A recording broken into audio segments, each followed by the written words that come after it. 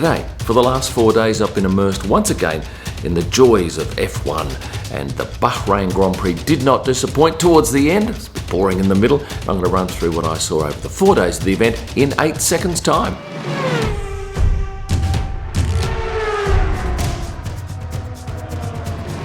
Let me kick it off with race day. Did the start at turn 1. Nothing particularly exciting happened there. Wandered around the track over the next hour and took some pictures here and there. Then I went back to queue up for Parc Fermé. And that's when I learnt that Pierre Gasly had caught on fire and both the Red Bulls had pulled out. This was the first race I've been allowed back in Parc Fermé since, when was it? It was the last race of 2019. So it was a real thrill to be right up on the fence when Charles came over to see his crew. That was only about 4 people up to my left. George was a few inches away from me because right next to me were a lot of the Mercedes crew. And when Lewis got out of his car, he came over and he was going up the row one by one. Hey, I'm next in line, and he nearly went to hug me. He didn't, of course. And then I hung around and shot the podium celebrations before going back into the paddock where all the action happens post-race. And I should just say that in the Middle East, sometimes it can be a bit tricky accessing certain social media sites and the like. That's where a VPN comes into its own, and something like Surfshark, which is a browser and an app, allows me to position my devices anywhere in the world. So using Surfshark, I can log on as if I'm in Australia, and I can access all the standard social media sites that I can there. Plus I can get my Netflix, and in fact, if I then go and log into the US, I can see a whole new range of content on Netflix. The US content, stuff that I couldn't see from Australia. And right now, if you click on the link in the description below, you'll get 83% off, 3 months free, and a money-back guarantee when you use the promo code KIM. You need Surfshark now. Probably the highlight for me was the story of Kevin Magnussen finishing 5th. In fact, I found Kevin in the media ring. I just missed out on a photo of Kevin giving his wife Louise a hug right next to the media pen, but I followed him all the way back to the Haas garage, and I caught the moment where Gunther and he caught up for the first time. It was a lovely thing to see. Interesting too, watching him in pit lane with his daughter. He just seemed like he was spent and perhaps a little incredulous that he'd managed to pull off this 5th place. Valtteri Bottas was walking back to his hospitality suite, and on the way Bradley Lord caught up with him. Bradley is Mercedes press officer. It was nice to see the pair having a chat. At that point, I must admit, I didn't know where he'd finished, and I asked him, and he said 6th. I thought, that's pretty good. Sensational performance by the Alpha team, and I popped in to see a little bit of their celebrations up on the hospitality suite deck. During quali on Saturday, I noticed Isa Hanez, who's Carlos's girlfriend, standing at Parc Fermé waiting for him to finish his media commitments, and then he came over and gave her a hug. Now that was my angle for the congratulatory hug, but as you can see in the background, there's a photographer here, Hassan Bratic from Germany. Well, here's his angle of the shot with me in the background. Yes, I'm wearing a beanie because it was so cold. It was cold on at least 2 of the nights. Thankfully, race night, it was a much warmer evening. Well, I was in the exact right position to get a second hug post-race in this beautiful photo of her and him near the media pen. And that picture of the pair was my biggest post over the weekend on Instagram. My second biggest post, Kelly Piquet coming into the paddock in what is a stunning Isabel Marant dress. Now, funnily enough, she wore the same label as Lewis Hamilton did on one of the days in. Lewis's outfits were incredible. This was my favourite by far. And yeah, a lot of people go crazy, that's not practical, and what are you doing dressing up like that? But once again, I love it. And wouldn't it be great if F1 drivers, all of them, dressed like the NBA stars? Another popular figure on social media is this man, Antonio Giovannazi, and a very rare shot without a hat, without a mask, and his hair down. And I only had about a second to get ready for that shot, so I was pretty fortunate. And how did you feel about Nico Hulkenberg's return?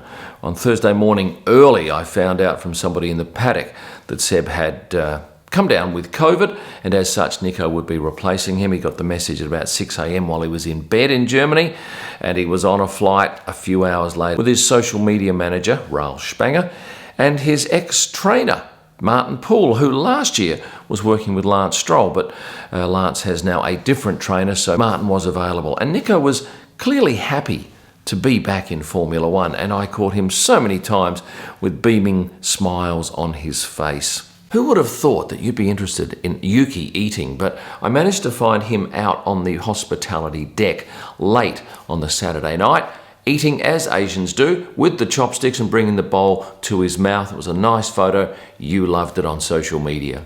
Alex Albon did well for Williams over the weekend. Now, I must say that I've photographed Alex's mum, I've photographed his sister, but never seen his brother. And I caught up with Luca at the track late on Saturday night as they were leaving. And you won't believe how much Luca sounds like Alex. They are absolutely pigeon pairs when it comes to the way they talk. Speaking of Saturday night after quali, the drivers stay back sometimes very late. They'll eat in the hospitality suites and they'll stay back for meeting after meeting. And it gives me the opportunity to get some very rare photos, because in the daytime, there's lots of people around. You very rarely find a driver isolated. Here's Sergio Perez leaving the track with virtually nobody left in the paddock. His manager, Luis Alvarez, was waiting outside with a G-Wagon. And of course, I'll be doing my What the Drivers Drove video later this week. But Lewis was waiting just outside the paddock gates. But Nicholas Latifi and his girlfriend Sandra Zivacek were leaving the paddock, and a security guy was leading them across to that white G-Wagon. He'd opened up the back door and he was ushering both Nicholas and Sandra into the back of this car. And at some point somebody realised that's not their car. That's waiting for Checo, and they ended up doing the long walk back to the car park. Pierre Gasly's race didn't end well, did it? On fire. I'd like to say I got those photos, but unfortunately I'd left that spot about 10 minutes prior. But Pierre had a new helmet for the race weekend, and it was in the colours of the Ukraine flag, the blue and yellow, and on the top very clearly, no to war. And Pierre's watch? Well, he wasn't wearing a team watch because AlphaTauri no longer has a watch sponsor. So that allows their drivers to wear in whatever watch they want.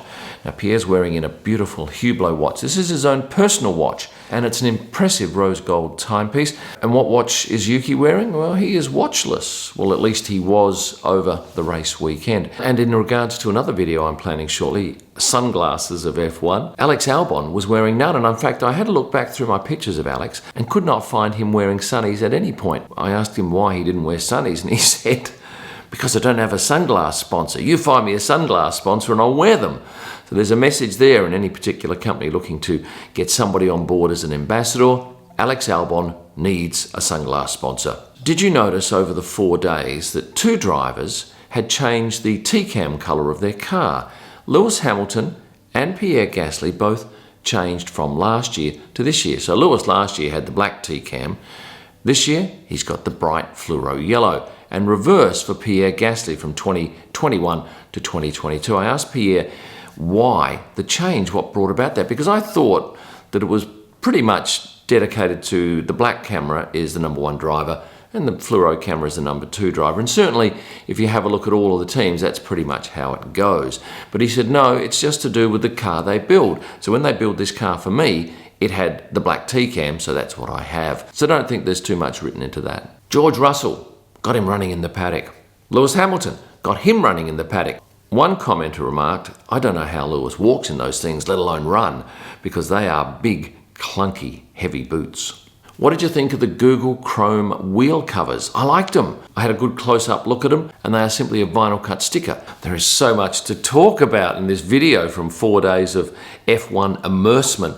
And one thing I'll talk to you about is something that happened away from the track. I'm staying here at the Sofitel Hotel. Got to madly race to the airport shortly. But I did come across Carlos, Pierre and Charles playing poker in the bar here.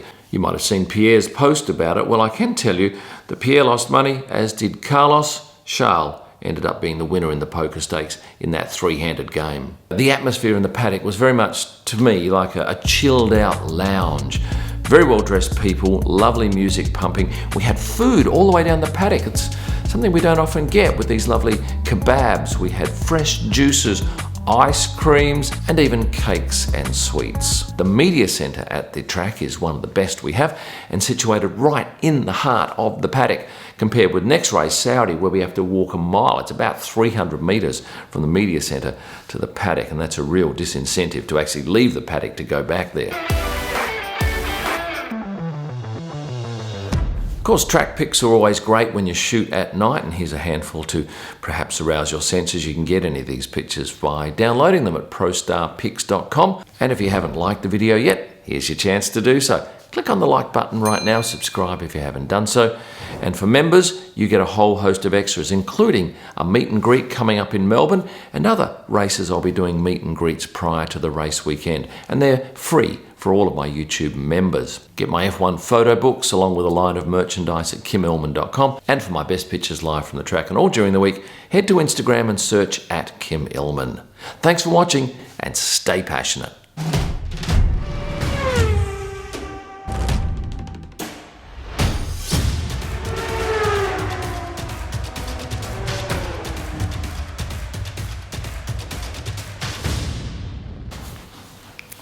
Take my sock off. Get no grip.